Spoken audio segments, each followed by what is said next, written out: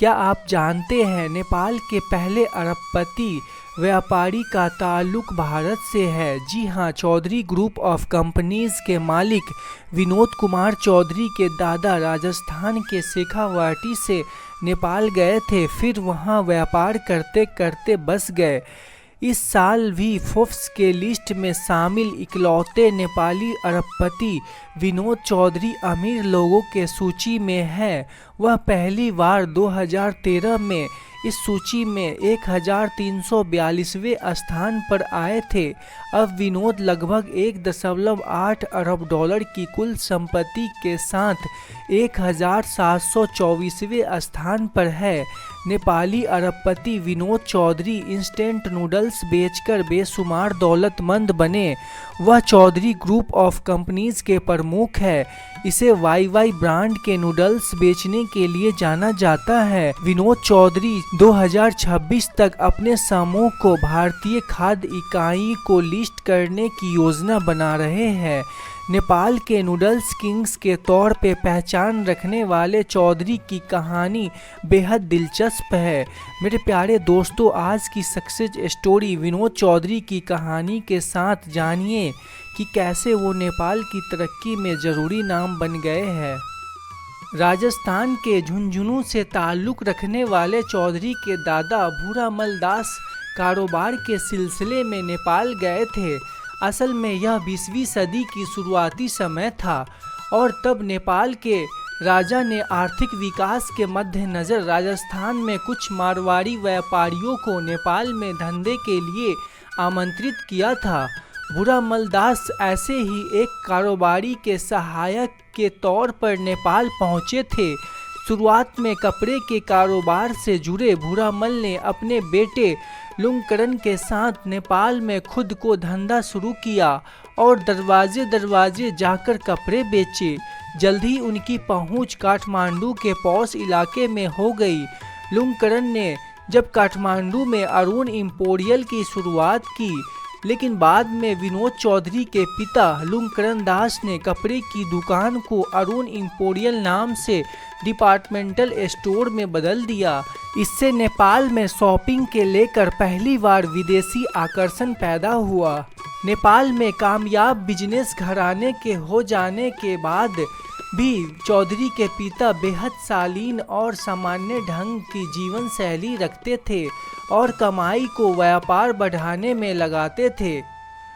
चौधरी अपने पिता को बड़े सपने वाला छोटा कारोबारी कहते हैं। जल्द ही कई तरह के धंधे में उनके पिता ने निवेश कर दिया था। हालांकि इस तरह के निवेश में फ़ायदा कम और नुकसान कहीं ज़्यादा हुआ था, लेकिन इससे विनोद को यह स्वभाव मिला कि वो अपने विश्वास पर जोखिम उठाने और नवाचार करने से कतराए नहीं। यह मिजाज उनके निजी जीवन से कारोबारी जीवन तक दिखाता रहा। इस मिजाज के किस्से बड़े दिलचस्प हैं। मारवाड़ी परिवार व्यापार के लिए जाने जाते हैं, लेकिन 1970 के दशक में काठमांडू में डिस्को ट्रेड खोलने जैसे कारोबार को मारवाड़ियों से जोड़कर कोई नहीं सोच सकता था, लेकिन चौधरी ने ये भी किया। नेपाल ही नहीं बल्कि विदेशी सैलानियों का वो वर्ग इस डिस्को ट्रेड कॉपर फ्लोर में आते थे जो बड़े रईस और शक्ति संपन्न लोग थे। चौधरी ग्रुप की कई कंपनियां खोलने में लगा था और कई कारोबारों में निवेश कर रहा था। चौधरी ने विदेशी बैंकिंग में भी निवेश किया। तो थाईलैंड के नूडल्स जब नेपाल में लोकप्रिय हुए तो वो 1980 के दशक में नूडल्स के कारोबार में कूदे और उनका ब्रांड वाई इतना कामयाब हुआ कि वो देखते ही देखते नेपाल के नूडल्स किंग बन गए। साल 2015 में विनोद चौधरी फोर्ब्स एशिया के सितंबर इश्यू के कवर पर छपे थे। उन्हें यह पहचान विनाशकारी भूकंप के बाद नेपाल के पुनर्निर्माण में उनके प्रयासों के कारण मिली। विनोद चौधरी ने 10,000 भूकंप रोधी घरों का निर्माण किया। नेपाल में भूकंप के समय लाखों डॉलर की मदद देने से लेकर बच्चों की शिक्षा और नदियों की सफाई तक के अभियानों में चौधरी ने योगदान दिया। स्कूल और घरों को बहाल करने के लिए चौधरी फाउंडेशन के जरिए $25 लाख देने का सहयोग दिया। होटल, वाइल्ड लाइफ, पर्यटन, FMCG, रियल एस्टेट, सीमेंट और वित्तीय सेवाओं जैसे कई क्षेत्रों में चौधरी ग्रुप की कंपनियां ख्याति प्राप्त कर रही है। Vinod Chaudhary CP Corp Global के प्रमुख है। फोर्ब्स लिस्ट में वह नेपाल के एकमात्र अरबपति बने हुए हैं। उनकी प्रमुख होल्डिंग्स नेपाल के नवील बैंक और CG फूड्स में हिस्सेदारी शामिल है। YY भारत, सर्बिया और बांग्लादेश में कारखाने हैं। मिस्र में नई फैक्ट्रियां निर्माणाधीन हैं। CG के पोर्टफोलियो में 135 होटल भी शामिल है।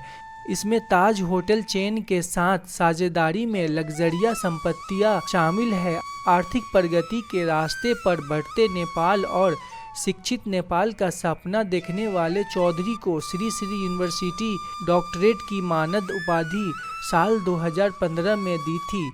चौधरी ने राजनीतिक में दिलचस्पी ली और वर्तमान में नेपाल की संसद का हिस्सा है।